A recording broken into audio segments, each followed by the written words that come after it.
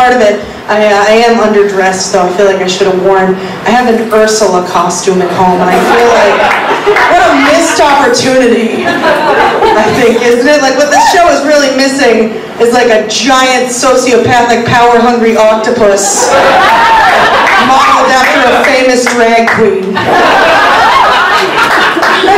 Little Mermaid was my favorite movie when I was a kid, because it came out when I was like 5 or 6. I think it was the first movie I ever saw in theaters, and everyone else was like, oh, I want to be Ariel, let's play, I'll be Ariel, get the Ariel, like all the accessories and all the toys and clothes you can get, and I was like, I want the Ursula shit. I like her style, I want the Ursula lunchbox. I like that she has minions, and they spin around her like a feather boa for no reason. I love how glamorous she was. She turns like unsuspecting sea creatures into cosmetics. Like, I was like, God, I would never think of that. That's amazing. She made that sad, scared little mollusk lipstick. Wow. Right, and I love that when people broke the contract, it's like, what do you do when people break your contract? I turn them into weeds because I have a scary garden motif in my foyer. They become decorations for my house. I like what she has going on. I like that about her. I have an Ursula costume because I used it for another place I performed, which was in an anime convention. People are into some weird shit, you guys. Sure are. Another time, I've gone a couple times to the anime convention. Another time I dressed up as Jem from Jem and the Holograms. That was truly, truly, truly outrageous. Jem was always great. Do you remember that cartoon? It was an 80s cartoon where this girl was a record executive by day, and then she had to have an alter ego to be a singer at night. I don't know how being a singer would jeopardize your career as a record executive. Her name during the day was Jerica, and Jerica had this boyfriend, Rio Pacheco, who was also sleeping with Jem, and he didn't know that they were the same person. And Jerica was surprisingly okay with that. I feel like the outtakes from the cartoon you never got to see is her just like looking at herself in the mirror being like, he knows. I think he knows. It's me. He knows. I'm just not going to think about this and go to bed. But he knows.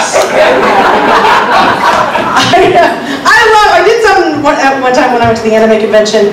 I did something a little out of character for myself, and I hooked up with a stranger, which, hold your applause. I see some faces where some people are like, I don't know if an anime convention is the best place to be. Those people would be correct. I don't recommend it, right? I saw this guy who was there, he was gorgeous, and I was like, oh, he's here, something's wrong with him. And I too was correct. Turns out he was a brony and a furry, which are things. I didn't know that. I had to Wikipedia them. He didn't even want to be good. I was like, what kind of furry do you want? He's like, I would be a fox. And I was like, that's stupid. Like immediately, I was like, what do you want? I want to sleep in hollowed out tree stumps and rob chicken coops. Like, that's boring. You're a big, strong man. Be a polar bear. I'll play baby seal. Let's go.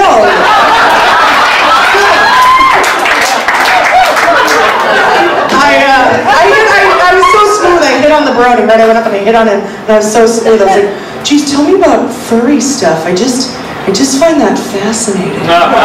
So smooth, right? He gets real serious and he goes, do you ever think about what it would be like if your ears were on the top of your head instead of the sides? And I was just like, all the time. The only thing I ever think about, do you want to make out with me? I did, very exciting. So I brought this stranger back to my hotel room. Very lucky I wasn't murdered in some creative and interesting way.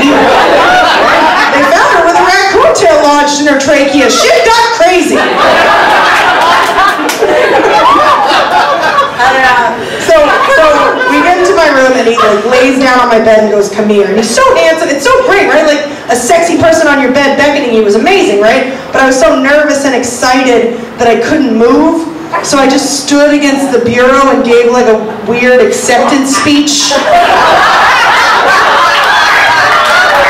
he goes, come here. And I was like, you know, I just want to say that this weekend is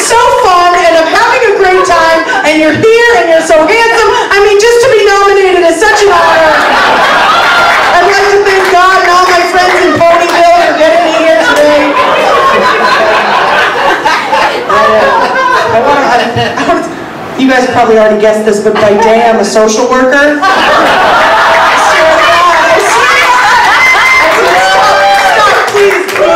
Please stop. It's God's work.